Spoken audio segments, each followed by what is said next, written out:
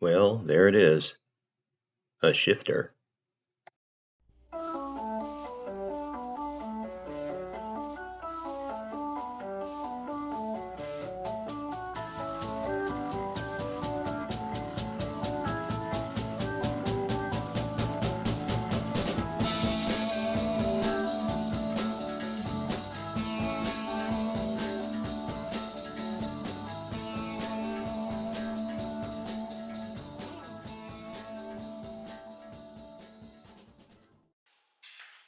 Okay, come here, I got something to show you.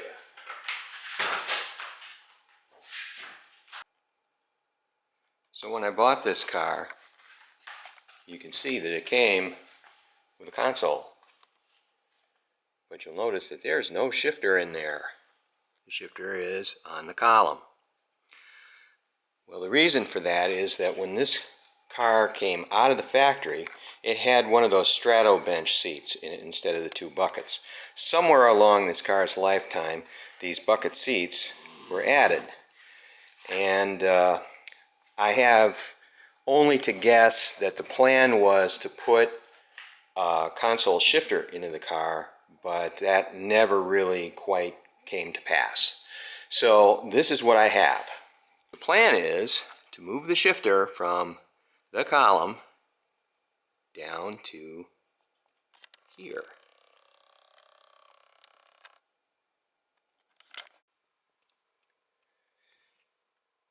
You see, this is just a flat panel that is being used to block off the area where the shifter would go. So I was able to do some searching on the web, and what I found was this guy. At the time I bought it, it was in pretty rough shape. There was no gasket. Needed some help up here. The springs for this were not all in place. It didn't have a spring that pushed the button back up again, and the button itself was actually in pretty rough shape. So I decided that I'd do a little bit of rebuilding on it. The other thing that I did was I put a new neutral safety switch on it.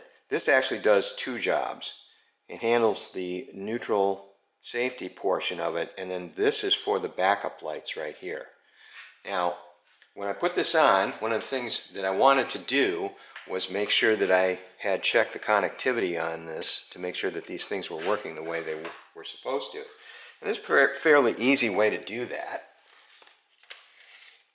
Just get yourself an ohm meter like this, and we'll start with the backup. Right now, if you test it, you see I don't get anything on the ohm meter, but if I put it in the reverse position, you see now I get the continuity. So that's working fine.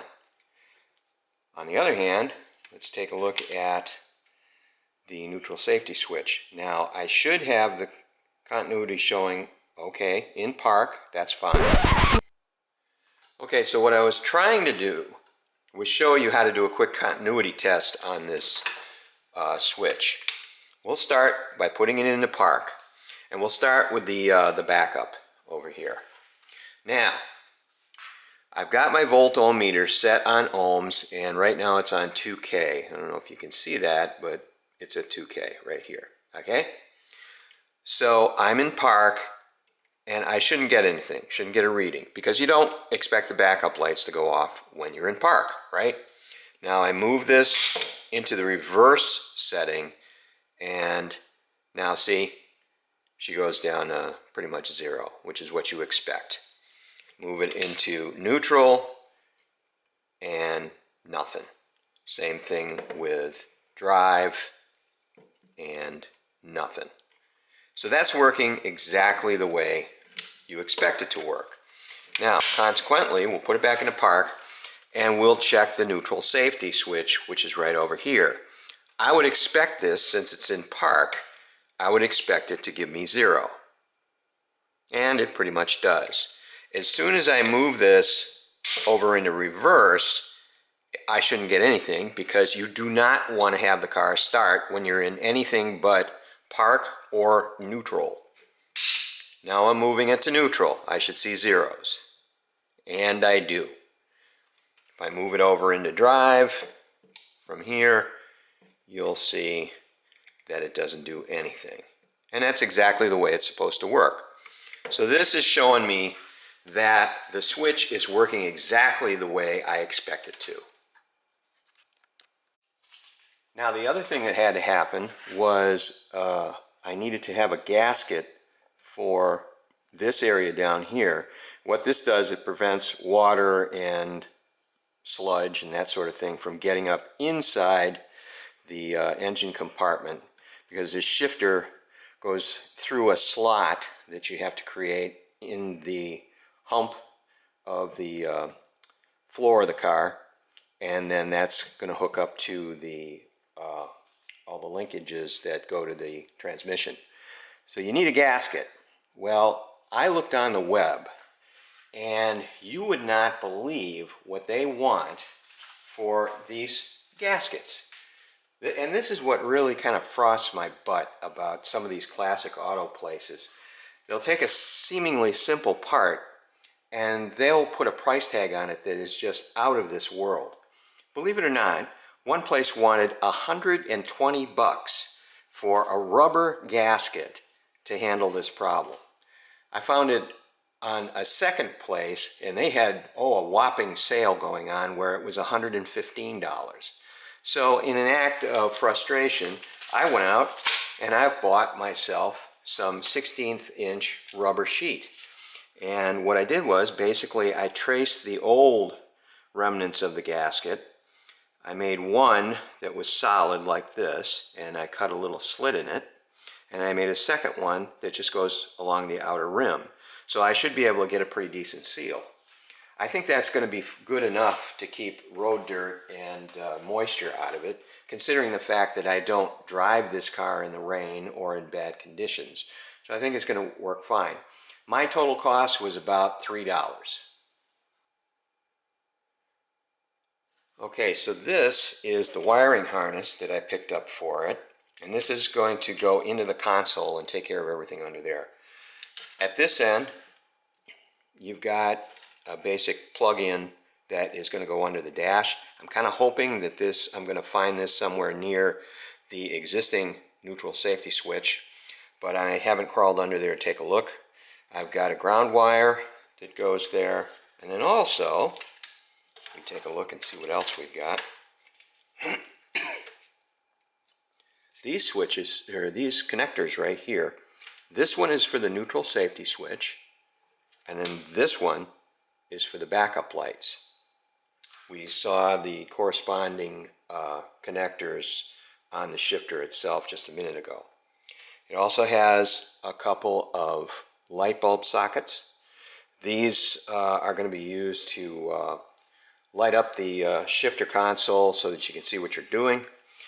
And then over here, I have a couple of other things. My guess is that these are for a light bulb that would have gone into the rear portion of the console. Now, when I looked at my console, I didn't see a bezel back there or anything, so I'm going to eventually have to take the thing out and have a closer look at it, and maybe I'll find something when I do that, but more of that to come later. Okay, this part is what is going to go into the console to replace that panel that's currently sitting in there. I'm going to just kind of take it apart so you can see all the components. Over on the side here, you've got a spot for an ashtray. I have not picked up the ashtray yet because I'm having a hard time swallowing paying $30 for something like that, but who knows, if I'm flush with cash I might do it. And you've got this piece that comes out. You've got this piece that comes out. That's the part that's going to be illuminated by those little light bulbs. And then this is the retainer for the bulbs and sockets themselves. So that sits on the side here, and you can see how that lights everything up. Now, those of you who have been kind of paying attention to this, when you look at these components sitting side by side, what is it about these that look a little different? Yeah, you in the back, you got it. These have wood grain, and these are that brushed stainless steel look. What does that tell you? It tells me that this part actually came out of a Chevy Caprice. This configuration came out of an Impala. Now we can remedy that by applying some wood grain decals to these sections here, and we can make everything look nice again and pretty. I have the same situation on the console, where the console itself, portions of it are stainless, and they'll need to be wood grained as well in order to get everything to match. But again, that's something else that we can do down the road. So now this picture, this is the chassis service manual, by the way, for 1966. You can get these online. I think I picked mine up on Evil Bay. Anyway, on page 11 of section 12, it shows this breakdown of the console. And as you can see, they show a close-up of the wiring harness here and how it's put into the console. You've got it running along this way, hooks into the neutral safety switch and the backup light switch, and it is bolted down in the front to the floor of the car, just on the hump. And then you can also see where the lights come up here, and then when you look over here in the back, this is where I said I thought those two pieces went that completed a socket for a light bulb. Like I said, mine doesn't have this bezel, but I'm going to be kind of looking a little more closely because we're obviously going to have to take this console out to do any work on it. And then this runs up to the behind the firewall, where it plugs in to one of the harness components up there. So I'm hoping that I'm going to see pretty much a plug and play up there, where I can just plug this guy in, and with any luck, fingers crossed, everything will work. If I miss anything, it'll be really just a question of running the wires and seeing what goes where, and if I have to do any splicing or anything like that, we can certainly do that. So that's an overview of the stuff that I'm going to be working on as far as getting the interior portion of it going, and as well as the top portion for getting the shifter in place. We can go over the part where we talk about the linkages next. So in 1966, the Powerglide transmissions had what they refer to as a fixed lever linkage. And by that, they meant that it had a welded end on it that you could not easily remove the lever.